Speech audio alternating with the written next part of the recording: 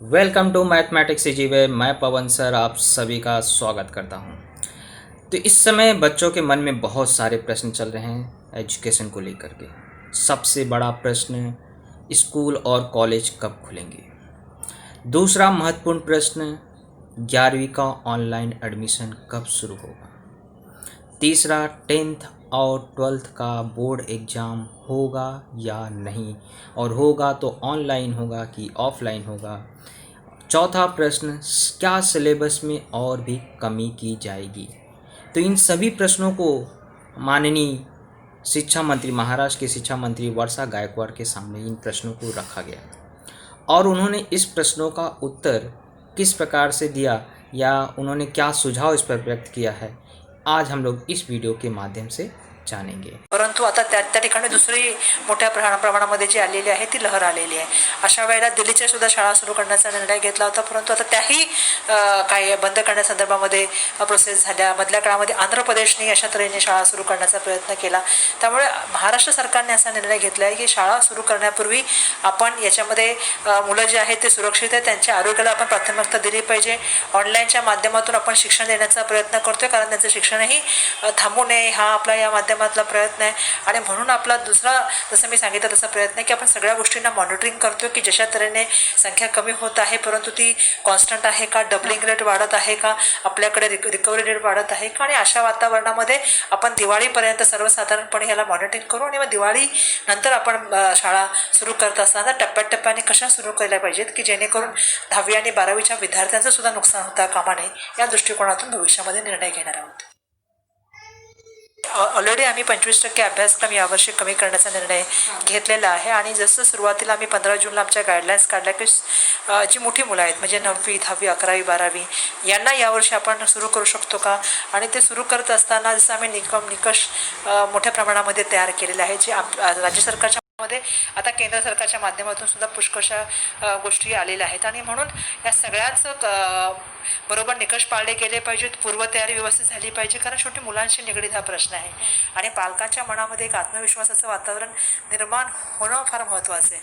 आणि म्हणून हे सगळं तयार करून एकदा शाळा सुरू केल्यानंतर त्या पुन्हा बंद होऊ नयेत या दृष्टिकोनातून आपला प्रयत्न आहे की सुरक्षित वातावरणामध्ये ह्या शाळा सुरू कराव्यात। परिस्थिती बघता भविष्यामध्ये ते निर्णय घेतले जातील, तर त्या दृष्टिकोनातून आम्ही सातत्याने गाईडलाईन्स देत आहोत। आणि जसं मी आधीच सांगितलं की ही परिस्थिती कशी बदलते, कशा तऱ्हेने आपण याच्यामध्ये कंट्रोल करू शकतो, कारण आता आपण बघतोय की महाराष्ट्रामध्ये डबलिंग रेट वाढतोय, रिकव्हरी रेट वाढतोय, ग्रोथसुद्धा कमी होते। हीच परिस्थिती आता येणाऱ्या 15-20 दिवस राहिली तर भविष्यामध्ये शाळा सुरू करण्याचा निर्णय आपण घेऊ शकतो, परंतु ती परिस्थितीवरती अवलंबून आहे, कारण मुलांचं आरोग्य हे आमच्या दृष्टिकोनातून सगळ्यात। आत्ता जो GR निघालेला आहे त्याच्यात म्हटले की 50% शिक्षक आणि शिक्षकेतर कर्मचाऱ्यांनी शाळांमध्ये आता उपस्थित राहावं। तर शिक्षकांकडून पण हा प्रश्न आहे की जर शाळा सुरू होत नसतील, विद्यार्थी शाळेत येणार नसतील तर शिक्षकांना शाळेत का बोलवलं जाते किंवा त्यामागे काही वेगळं नियोजन आहे का तुमचं? ते असं आहे की मधल्या काळामध्ये माननीय मुख्य सचिव असतील किंवा इतरही लोक असतील आणि आमची जेव्हा मीटिंग झाली त्यावेळी 50% आता शिक्षक आले पाहिजेत, की शिक्षक आले की ते मग विद्यार्थ्यांपर्यंत कंटेंट तयार करणं असेल, ऑनलाईन एज्युकेशन असेल किंवा ज्याच्याकडे ऑनलाईन नाही त्याच्यात मुला व्हॉट्सअप असेल किंवा फोनच्या माध्यमातून शिक्षण द्यायचं काम असेल, अशा तऱ्हेचे उपक्रम सातत्याने सुरू राहिले पाहिजेत जेणेकरून ती मुलं शिक्षणापासून वंचित राहू नयेत, हा त्याच्या मागचा प्रयत्न आहे। आणि म्हणून आपला प्रयत्न आहे की 50% या संदर्भामध्ये सुद्धा माननीय मुख्य सचिवांनी सांगितलं होतं की शालेय शिक्षण विभाग या संदर्भामधल्या SOPs तयार करेल, त्यानुसार आमच्या SOP सुद्धा तयार झालेल्या आहेत। आम्ही सांगितलेलं आहे की कशा तऱ्हेने शिक्षकांनी सुद्धा कसे नियम पालन केलं पाहिजे, जास्त गॅदरिंग करता कामा नये, कशा तऱ्हेने त्यांनी बाहेर केलं पाहिजे, कशा तऱ्हेने वातावरण त्याने निर्माण केलं पाहिजे आणि सुरक्षित कसं राहिलं पाहिजे या दृष्टिकोनातून। आणि समजा काही उद्या आरोग्याची परिस्थिती आली तर कशा तऱ्हेने त्यांना मदत केली गेली पाहिजे हे सुद्धा त्या SOP मध्ये सांगण्याचा प्रयत्न आम्ही या माध्यमातून केलेला आहे। मराठा आरक्षणाला सर्वोच्च न्यायालयाकडून अंतरिम स्थगिती मिळालेली आहे आणि नुकतीच जी सुनावणी झाली त्यातही 4 आठवडे पुढे सुनावणी ढकलण्यात आलेली आहे।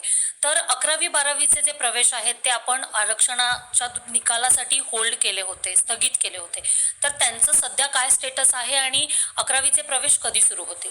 नाही, या संदर्भामध्ये मागे सुद्धा मी सांगितलं होतं की आपली सुरुवातीला ऑफलाईन आणि ऑनलाईन प्रोसेस सुरू झाली होती, परंतु मधल्या काळात माननीय सर्वोच्च न्यायालयाने जर तुम्ही सांगितलं मराठा आरक्षणामुळे स्टे दिल्यामुळे मोठ्या प्रमाणामध्ये आपल्याला या संदर्भामध्ये न्यायालयीन प्रोसेस असल्यामुळे त्याच्या सगळ्या गोष्टी करत असताना न्यायालयाचं आणि विधी व न्याय विभागाचा ओपिनियन घेणं आवश्यक होतं. आजसुद्धा मंत्रिमंडळाच्या बैठकीमध्ये या संदर्भामध्ये आम्ही आमची मतं मांडली की आम्हाला असं वाटतं की हे आरक्षणासंदर्भामध्ये जे मुलांनी ॲडमिशन घेतले त्यांच्या संदर्भामध्ये आम्हाला क्लेरिफिकेशन झालं पाहिजे आणि जे मुलं भविष्यात ॲडमिशन घेणार आहेत त्यांना काय केलं पाहिजे.